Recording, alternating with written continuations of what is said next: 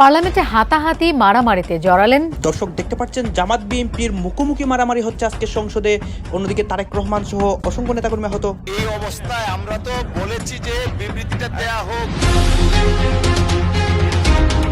এদিকে আজ শুক্রবার জুমার পর সংসদ অধিবেশনে ভয়াবহ উত্তেজনা তৈরি হয়।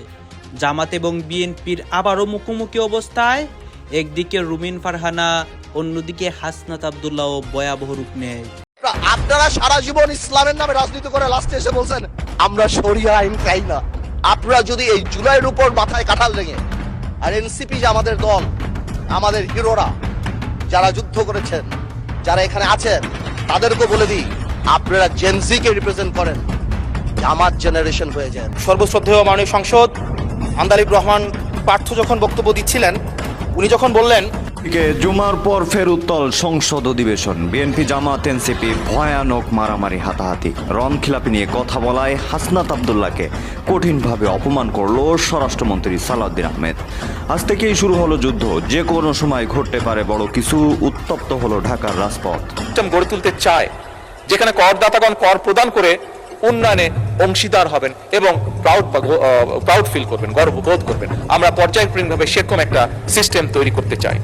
একদিকে তারেক রহমান সংসদ অধিবেশনে নতুন মন্তব্য করছেন, অন্যদিকে আজকে শুক্রবারের জুমার পর সংসদে জামাত এবং বিএনপির মধ্যে মুখোমুখি একটা দাওয়া পাল্টা দেওয়া শুরু হয়। কারণ একদিকে হাসনাত আব্দুল্লাহ, অন্যদিকে আমরা দেখতে পারি রুমিন ফারহানা এবং স্বরাষ্ট্রমন্ত্রী সবার বক্তব্যে একটা দংশীলা হয়। আপনারা দেখতে পারবেন এই মুহূর্তে সংসদে যে ভয়াবহ পরিস্থিতি এবং জামাত বিএনপি এনসিপির মুখোমুখি দাওয়া পাল্টা দেওয়া সবকিছুই দেখাবো এবং সংসদের ঘটনা অনেক কিছু গোপন রাখা হয়, সেই গোপন নিউজগুলো আপনাদের সামনে উন্মোচন করব। আপনারা এই সম্পূর্ণ ভিডিওটি ধারাবাহিকলি দেখবেন। আসুন আমরা কথা বাড়াচ্ছি না দর্শক শ্রোতা, আমরা এই সরাসরি ভিডিওর মূল আলোচনাগুলো দেখে আসি। সিস্টেম গড়ে তুলতে চায় যেখানে করদাতাগণ কর প্রদান করে উন্নয়নে অংশীদার হবেন এবং প্রাউড ফিল করবেন, গর্ববোধ করবেন। আমরা পর্যায়ক্রমিকভাবে সেরকম একটা সিস্টেম তৈরি করতে চাই, স্বচ্ছ এবং আধুনিক করতে চাই এই কর ব্যবস্থাকে। আমার মনে হয় এই ব্যাপারেও আমাদের বিরোধী দলীয় নেতা একটি বক্তব্য তুলে ধরেছেন, আমি ওনার বক্তব্যের সাথে সম্পূর্ণভাবে একমত। মাননীয় স্পিকার, এবার আমি প্রস্তাবিত বাজেটে কয়েকটা বিষয়, প্রস্তাবিত বিধান এবং কয়েকটি ক্ষেত্রে ভ্যাট কমানোর জন্য মাননীয় অর্থ এবং পরিকল্পনা মন্ত্রীর দৃষ্টি আকর্ষণ করতে চাই। এবার আমি সম্ভবত, খুব সম্ভব, নর্মালি এই দাবিটা বিরোধী দল থেকে হয়ে থাকে, আমি আপাতত ফিজিক্যালি না হয়েও মানসিকভাবে একটু ওনাদের পাশে গিয়ে কথা বলতে চাই। মাননীয় স্পিকার, এবারের বাজেটে ব্যক্তি করদাতাগণের আয়কর অব্যাহতির সীমা 2026-27 এবং 27-28 কর বছরের জন্য 3,75,000 টাকা, 2028-29 এবং 29-30 কর বছরের জন্য 4 লাখ টাকা এবং 30-31 কর বছরের জন্য 4,50,000 টাকা প্রস্তাব করা হয়েছে। ব্যক্তি করদাতাগণের করভার কিছুটা লাঘব করে তাদেরকে কিছুটা স্বস্তি দিতে চাই আমরা, এবং সে কারণেই মাননীয় স্পিকার 2026-27 এবং 27-28 কর বছরের জন্য 4 লাখ টাকা, যেটা 3,75,000 প্রস্তাব করেছে, 4 লাখ টাকা, 2028-29 এবং 29-30 কর বছরের জন্য 4,50,000 টাকা এবং 2030-31 কর বছরের জন্য 5 লাখ টাকা করার জন্য মাননীয় অর্থ পরিকল্পনা মন্ত্রীর প্রতি আমি অনুরোধ রাখছি।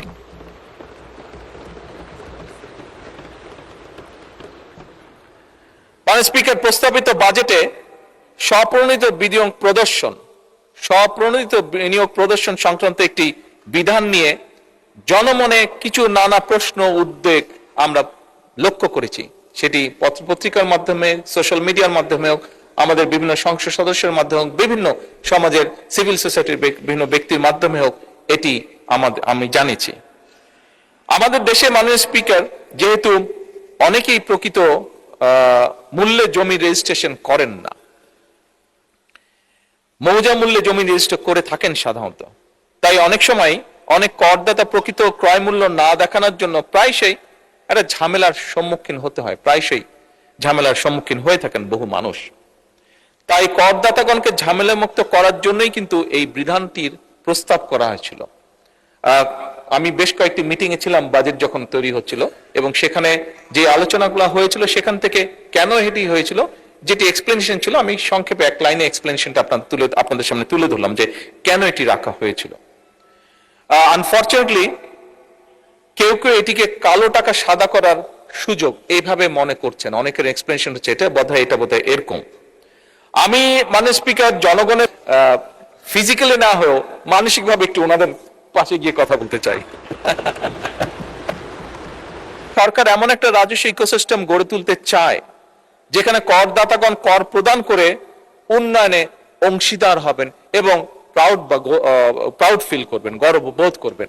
আমরা পর্যায়ক্রমিকভাবে সেরকম একটা সিস্টেম তৈরি করতে চাই, স্বচ্ছ এবং আধুনিক করতে চাই এই কর ব্যবস্থাকে। আমার মনে হয় এই ব্যাপারেও আমাদের বিরোধী দলীয় নেতা একটি বক্তব্য তুলে ধরেছেন, আমি ওনার বক্তব্যের সাথে সম্পূর্ণভাবে একমত। মাননীয় স্পিকার, এবার আমি প্রস্তাবিত বাজেটে কয়েকটা বিষয়, প্রস্তাবিত বিধান এবং কয়েকটি ক্ষেত্রে ভ্যাট কমানোর জন্য। মাননীয় স্পিকার, আমি সিলেটের মানুষ, একটা কথা সিলেটের ব্যাপারে বলতে হয়। সিলেট, উনি আবার হাফ সিলেটি, কাজে এখানে আমরা 1.5 জন 1+0.5। ঢাকা সিলেট যে মহাসড়ক 6 লেনের কাজ শুরু হয়েছে ফ্যাসিস্ট সরকারের আমলে, কিন্তু এটা দেখে মনে হচ্ছে এটা বোধহয় আগ্রার তাজমহল জাতীয় কিছু হবে। কত বছর লাগবে আমরা জানি না। গুইসাপের মতো হাঁটি হাঁটি এটার কাজ চলছে। প্রধানমন্ত্রী নিজেও কিন্তু এটা এক্সপেরিয়েন্স করেছেন, তাকে ধন্যবাদ। কারণ ওই রাস্তা দিয়ে চলতে গেলে বঙ্গোপসাগরে যাওয়ার দরকার নাই, ঢেউ দেখতে গেলে ওখানেই যাওয়া যথেষ্ট। এর একটা অবসান চাইছিলেন অবশ্য, আমি আপনার মাধ্যমে দৃষ্টি আকর্ষণ করলাম। যোগাযোগ মন্ত্রী মহোদয় আছেন, মন খারাপ করবেন না, আপনাকে সাহায্য করার জন্য বলেছি। দক্ষিণ পশ্চিমাঞ্চল যশোর, খুলনা এবং সাতক্ষীরা, এই 3টা জেলার বিস্তীর্ণ এলাকা ওয়াটার লকড হয়ে আছে দীর্ঘদিন ধরে, এর কোনো সমাধান নাই। ফলে কৃষক, কৃষি সবকিছু হুমকিতে পড়েছে, এমনকি শিল্পও হুমকিতে পড়েছে। আমি অনুরোধ করব অগ্রাধিকারের ভিত্তিতে এই বিষয়টার প্রতি নজর দিন। আবার মাননীয় স্পিকার, আপনি এখানে না থাকলেও আমি বলতাম, আপনি টাকার কারণে বলছি, আপনি মন খারাপ করবেন না, আপনি লজ্জা নেবেন না, আপনি ভাববেন না যে আমি আপনাকে খুশি করার জন্য বলছি। আমি আমার দায়বোধের জায়গা থেকে, দেশের ভালোবাসার জায়গা থেকে বলছি। ভোলা দেশের সর্বদক্ষিণের জেলা। এই জেলাটি অন্য কোনো জেলার সাথে স্থলভাগে সংযুক্ত নয়, এটাও একটা ওয়াটার লক জেলা, এটা বাংলাদেশের অংশ। তাদের অধিকার রয়েছে বাংলাদেশের অন্যান্য সকল জায়গার যোগাযোগ ব্যবস্থার যে সুবিধা তারা পেয়ে আসছেন, ভোলা এখন এটা পেতে চায়, এটা পাওয়া তাদের অধিকার। ভোলার এই সেতু শুধু ভোলাবাসীর কপাল পরিবর্তন করবে না, আল্লাহ তাআলা ভোলায় যে অপার সম্ভাবনা রেখেছেন, এই ভোলা গোটা বাংলাদেশের এক বিশাল অংশের চিত্র পরিবর্তন করে দিতে পারে। এই জন্য আমাদের নিয়ামতের খনি এই ভোলা যেন আর উপেক্ষিত না থাকে। এই ভোলার সেতুটা আসলেই এটি একটা সম্ভাবনার স্বপ্ন। এই সেতু বাস্তবায়ন হোক। আমার এই প্রস্তাবে সরকারি দল খুশি না, আমি কি করবো? আপনার দলই খুশি না। ওই তারা তো সেই রকম উষ্ণ অভিনন্দন জানালেন না। মাননীয় স্পিকার, আমি আরো আপনাকে আশ্বস্ত করছি, ভোলা আমার শ্বশুর বাড়ি নয়।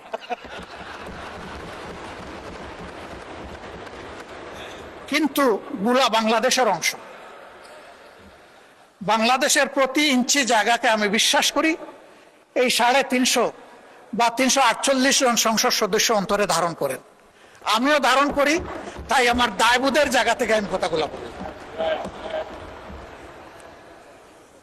ভোলার উন্নয়ন পুরা দক্ষিণ অঞ্চলের উন্নয়ন বয়ে আনুক, আমি দোয়া করি। আর আমি কথা বাড়াচ্ছি না, অনেক সময় নিয়ে নিছি। আপনি আনলিমিটেড দিয়েছিলেন, আসলে আমি আনলিমিটেড করে ফেলেছি। ও, এই দিক থেকে আওয়াজ আসতে তিস্তা মহপুর। আমি মাননীয় প্রধানমন্ত্রীকে অভিনন্দন জানাই আরেকবার। আর সফরের পরে অভিনন্দন জানিয়েছিলাম, আরেকবার অভিনন্দন জানাই। তিস্তা মহাপরিকল্পনা বিষয়ে তিনি শক্তিশালী বন্ধু দেশ চীনের সাথে কথা বলেছেন এবং পানি সম্পদ মন্ত্রী গতকাল তার বক্তব্যে আশ্বস্ত করেছেন যে ইনশাল্লাহ যে নামেই হোক কাজ শুরু হয়ে যাবে। আমরা নামের কাঙ্গাল নই, আমরা কামের কাঙ্গাল। কামটাই দেখতে চাই। নাম নিয়ে শেষ কথা বলে আমি বিদায় নেই। আমি সিলেটের মানুষ, চাকরি করেছি সুনামগঞ্জ, আমার বাড়ি মৌলভীবাজার, বিয়ে করেছি সিলেট জেলায়। 3টা জেলা আমার খাবার হয়েছে। সুনামগঞ্জে একটা শিক্ষা প্রতিষ্ঠান স্থানীয় লোকেরা গড়ে তুললেন তাদের নিজের অর্থে এবং পরিশ্রমে। ভালো মানসম্মত একটা কলেজ, কিন্তু এমপ্রভুক্ত হয় না। এটা 96-2001 সালের সরকারের সময়। আমাদের মাননীয় প্রধানমন্ত্রী সম্প্রতি চীন সফর করেছেন। আমি আপনার মাধ্যমে মাননীয় স্পিকার, আমি জানতে চাই। মাননীয় সদস্য রুমিন ফারহানা, ব্রাহ্মণবাড়িয়া 2, সময় 2 মিনিট। মাননীয় স্পিকার, আপনাকে ধন্যবাদ। মাননীয় স্পিকার, প্রতি বছরই বাজেট দেওয়ার সময় আমরা নির্ঝড়ের মতন স্বপ্ন দেখি এবং সারা বছর ধরে সেই স্বপ্নভঙ্গের ফল আমাদের ভোগ করতে হয়। মাননীয় স্পিকার, এই বাজেটে ব্যয় ধরা হয়েছে 9,38,000 কোটি টাকা, আয় মাত্র 6,95,000 কোটি টাকা, ঘাটতি 2,43,000 কোটি টাকা। এটুকু হলেই হতো মাননীয় স্পিকার, কিন্তু আয় 6,95,000 কোটি টাকা যে লক্ষ্যমাত্রা ধরা হয়েছে সেটা কোনো বছরই এই আয় রাজস্ব আদায় করা যায় না। ফলে যেটা হয়, ঘাটতি বাড়তেই থাকে এবং সেই ঘাটতির জন্য আমরা দেশি বিদেশি ঋণ কিংবা বিনিয়োগের উপর নির্ভর করি। আমাদের মাননীয় প্রধানমন্ত্রী সম্প্রতি চীন সফর করেছেন। আমি আপনার মাধ্যমে মাননীয় স্পিকার, আমি জানতে চাই চীনের কাছ থেকে আমাদের ঋণের কোনো আশ্বাস আমরা পেয়েছি কিনা, পেয়ে থাকলে সেই ঋণের আশ্বাসের পরিমাণ কত, কিংবা বাংলাদেশে তারা কোনো বিনিয়োগ করবে কিনা এরকম কোনো আশ্বাস এসছে কিনা, সেটাও আমি আপনার মাধ্যমে জানতে চাইছি। মাননীয় স্পিকার, আমাদের পররাষ্ট্রমন্ত্রীকে যখন সাংবাদিকরা এই সংক্রান্ত প্রশ্ন করেছিলেন, তিনি বেশ সরাসরি উত্তর না দিয়ে অস্বস্তির সঙ্গে বলেছিলেন যে আমরা কি কেবলমাত্র চাইতে গেছি ভিক্ষার ঝুলি হাতে? না মাননীয় স্পিকার, আমরা কেউ আশা করি না যে বাংলাদেশের মন্ত্রী মিনিস্টাররা দেশের বাইরে ভিক্ষার ঝুলি হাতে ভিক্ষা করতে যাবেন। তবে একই সঙ্গে বাস্তবতার ব্যাপারে চোখ বন্ধ করে থাকলেও তো হবে না, কারণ আমাদের ঘোষিত ঘাটতি হচ্ছে 2,43,000 কোটি টাকা এবং সেই একই সঙ্গে গত 4 বছর ধরে বাংলাদেশে চলমান উচ্চ মূল্যস্ফীতি, অর্থনৈতিক প্রবৃদ্ধির মন্থর গতি, বেসরকারি বিনিয়োগের স্থবিরতা, রাজস্ব আহরণে বড় ঘাটতি। বাংলাদেশের সেনাপ্রধান জনাব ওয়াকারুজ্জামানকে নিয়ে নতুন জল্পনা কল্পনা এবং চারদিকে নতুন শঙ্কা। ওয়াকারুজ্জামানকে এই মুহূর্তে যারা পছন্দ করছেন তাদের মধ্যেও শঙ্কা, আর যারা বাংলাদেশের বিরুদ্ধের শক্তি তাদের মধ্যেও শঙ্কা। ভারত ভয় থরথর করে কাঁপছে, মার্কিন যুক্তরাষ্ট্র সন্দেহ করছে, চারদিকে শঙ্কার শঙ্কা। ইসলামপন্থীরা উপরে খুশি হচ্ছে, বাট আমি দেখি তাদের জন্য শঙ্কা। দর্শক, কি ওয়াকারুজ্জামানকে দেখলে চেনা যায় না যে কে?